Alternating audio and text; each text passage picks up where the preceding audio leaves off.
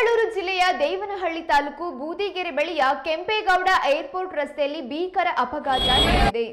ಕೆಆರ್ಡಿಸಿಎಲ್ನ ಬೇಜವಾಬ್ದಾರಿಯಿಂದಾಗಿ 2 cement ಲಾರಿಗಳು ಮುಖಾಮುಖಿ ಡಿಕ್ಕಿಯಾಗಿವೆ. ಮಧ್ಯರಾತ್ರಿ 12ರ ಸುಮಾರಿಗೆ ಈ ಘಟನೆ ನಡೆದಿದ್ದು, ಅಪಘಾತದ ರಭಸಕ್ಕೆ ಚಾಲಕನ ಕಾಲು ಲಾರಿಯಲ್ಲಿ ಸಿಲುಕಿ ಮುರಿದಿದ್ದು, ಸ್ಥಳೀಯರು ಚಾಲಕನನ್ನ ಆಸ್ಪತ್ರೆಗೆ ರವಾನೆ ಮಾಡಿದ್ದಾರೆ.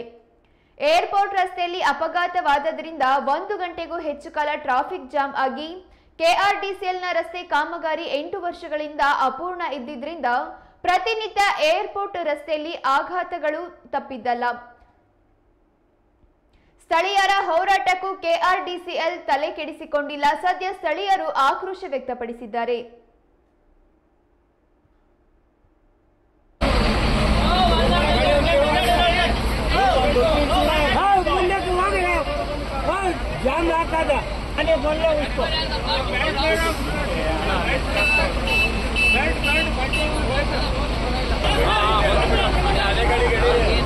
वो गाड़ी वाला कौन सा है?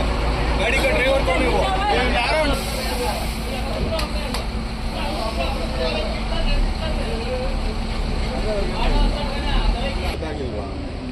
ಕೆಲವೊಂದು ಅಂಗಡಿರ್ತವೆ ಇಲ್ಲ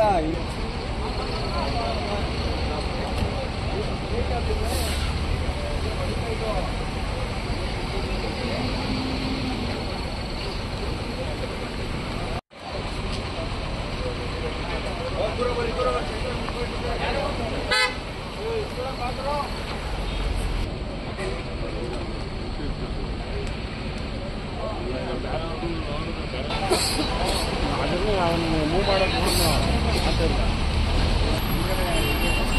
ಅವನಿಗೆ ಸ್ವಲ್ಪ ಫ್ಯಾಕ್ಚರ್ ಆಗಿರಬೇಕು. ಹೋದ್ರವರು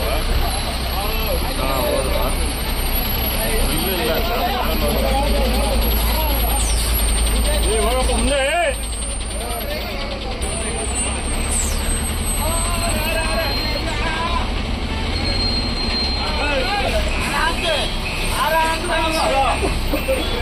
ನಾನು ನಿದ್ದಾಗ್ಬಿಟ್ಟಿದ್ದೆ. ಅವನು ಆ ಕಡೆ ಹೋಗ್ತೀನಿ. ಅವನು